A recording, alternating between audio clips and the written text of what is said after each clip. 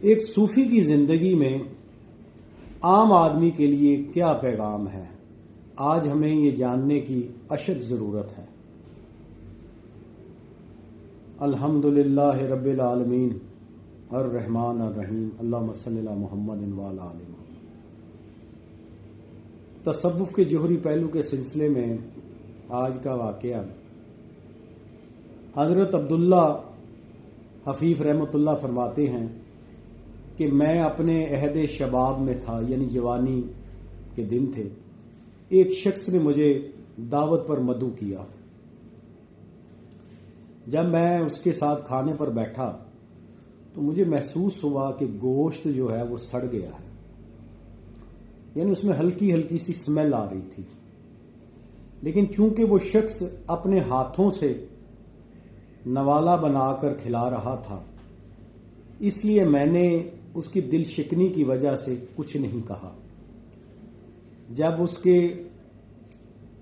उसकी नज़र मेरे चेहरे पर पड़ी तो वो ताड़ गया और बहुत नादम हुआ।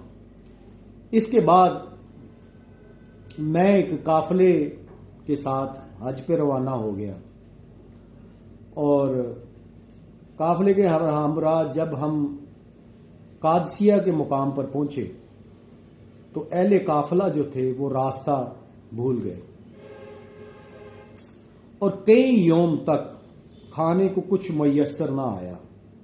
आखिरकार मुशावरत के बाद इसी हालत में 40 दिनार का एक कुत्ता खरीदा गया। यानी वो जो शरीयत में इजाज़त है कि जब तुम मरने के करीब हो तो फिर हराम भी तुम पे हलाल है। तो हज़रत अब्दुल्ला हफ़ीफ़ रहमतुल्लाह फरमाते हैं कि 40 दिनार इकट्ठे करके एक कुत्ता ख़रीदा गया और गोश्त भून कर जब सब खाने बैठे तो मुझे उस शख्स की निदामत याद आ गई जिसके यहाँ मैं दावत पर गया था। और इस निदामत के याद आते ही रास्ता मिल गया।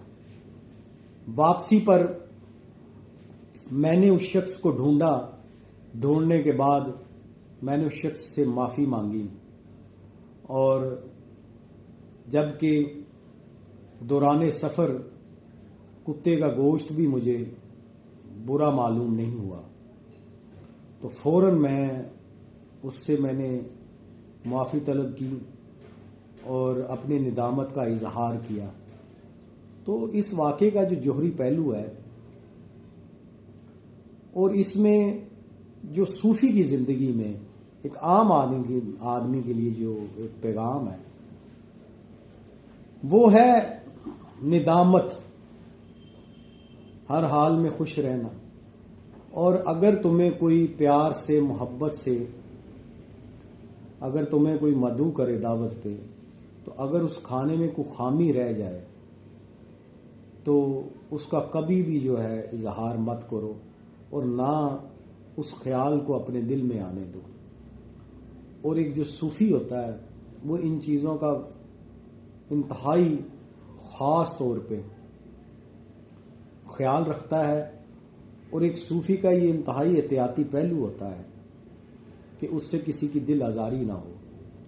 तो हमें भी सूफिया की ज़िंदगी में से इल्म तो लेना ही चाहिए, लेकिन उनका जो एक अमली मुकाम है उसमें से उनका जो जोहर है, जोहरी पहलू जो है वो है उनका रवैया आम लोगों के साथ। यानी वो इतने मोहतात होते थे अपनी गुफ्तगू के सिलसिले में, अपने रवैये के सिलसिले में, कि किसी शख्स की दिल आज़ारी ना हो जाए, कोई शख्स उनसे नाराज़ ना हो जाए। तो कदम कदम पे वो ना सिर्फ अपने इल्म से, अपने अमल से भी जो है उनकी पूरी कोशिश होती थी और वो साबित करते थे कि कोई किसी किस्म की कोई कमी पेशी ना हो।